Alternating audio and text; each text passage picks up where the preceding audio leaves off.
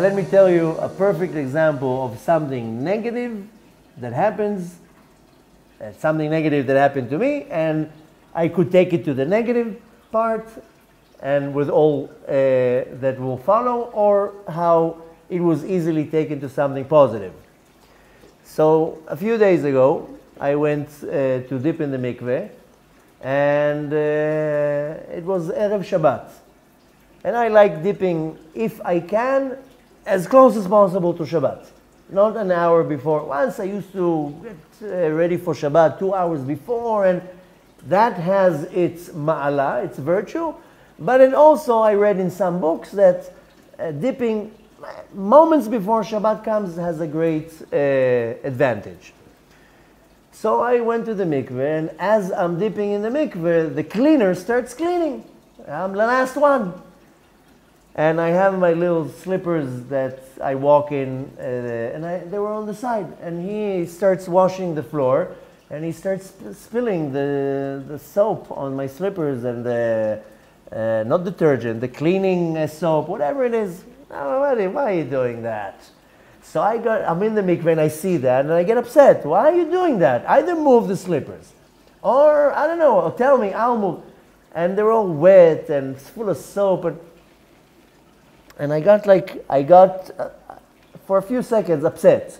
I was about to tell him, move them, why'd you do that? I decided to completely ignore it and to continue with the dipping in the mikveh. And I was really trying not to get upset, not to lose my patience. And sometimes it's hard. Sometimes something this little throws you off. And I got upset. Now, and in my mind, now I got the slippers wet. It's like flip-flops. And then when I went out, I took them, and they were all wet, full of soap. So I had to rinse them and wash them down. And then when I turned them the other way, I saw that the bottom was so dirty.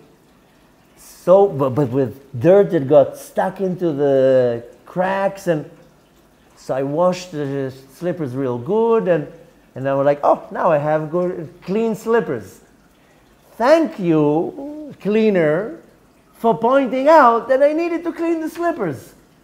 And I looked at the situation, and I was like, I was literally in the center with the option of getting upset. Either getting upset and not doing nothing, but just being upset. And I'm sure you can relate with that something gets you upset.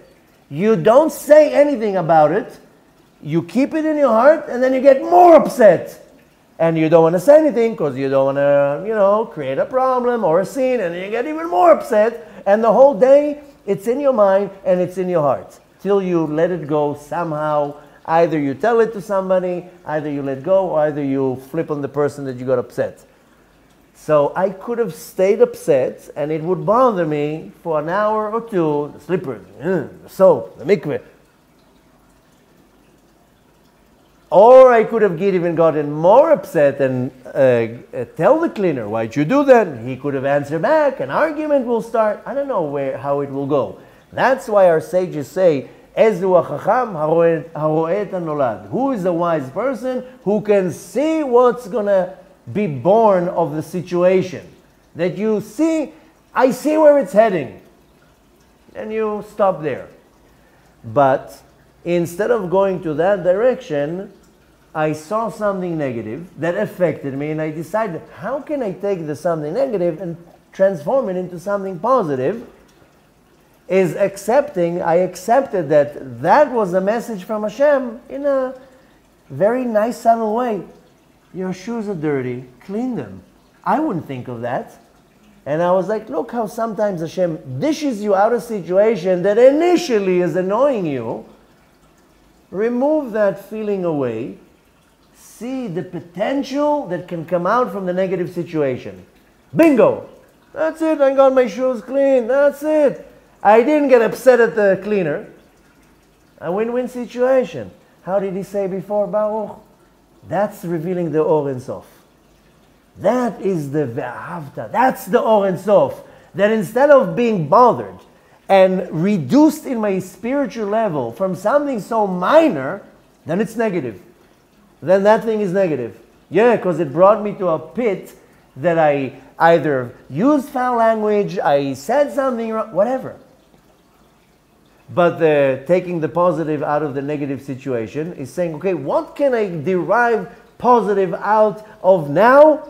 And in this situation, the example with the dirty slippers, I'll clean it. So I got clean shoes. So almost any situation, you can look for the positive part in the negative and bring the positive out.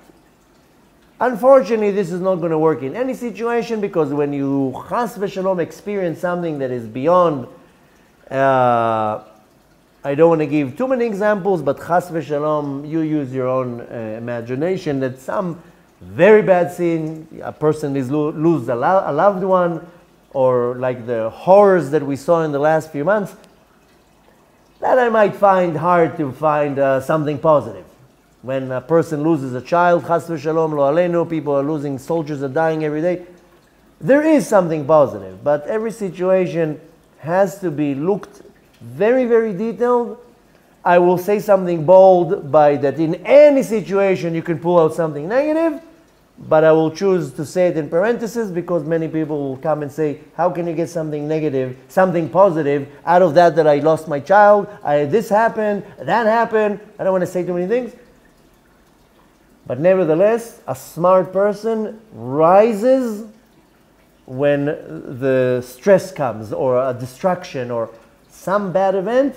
If you are smart with the right tools, that's where you rise from. That's what I spoke about in the class before. As our nation, we know how to rise from the ashes. Whether it was the Holocaust, whether it was whatever, our nation has a gift that we know how to rise from ashes, from the bottom. If you apply that in your life, any negative situation in your life, you know how to make it a jumping board to something positive. Not so easy, because in many of the situations, it's very hard to see. And I'm now tagging all the horrors and the atrocities we saw in the last 3 months. Very hard to see from that where something good can sprout. But I can tell you that I can already see in some of the people that I know, you see the positive sprouts. Something positive is coming.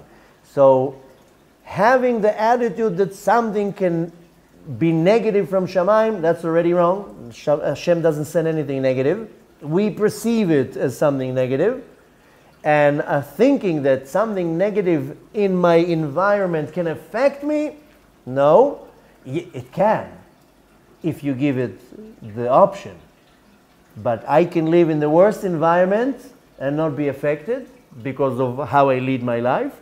Or I can lead my life in the highest way and be affected by the surroundings. Depends on the individual. It really depends how I accept energy from around me. But if you know how to block it, anything negative around you should not affect you. If it affects you, the problem is with you, not you. I'm looking at you, I'm not pointing at you. But to summarize this point, is that almost in any average negative things that happen in your life, stop and do your pinpoint focusing to find what can I take out of this pile of junk and make something positive out of it. And an example for that is there's a story in the Talmud about a certain sage that he used to sell wine. That was his business. And one time he had, I think it was 1,000 barrels that got spoiled. That's you talking here parnassah for 2-3 years. So he was a sage. First of all, what did he do? Tshuva. Let me see.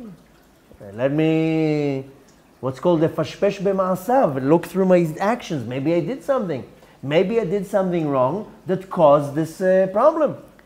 And he found that he didn't pay his workers on time. Okay? He missed one of the workers, he didn't pay him on time, which is not permitted by the Torah. He fixed the wrongdoing, and then happened the miracle.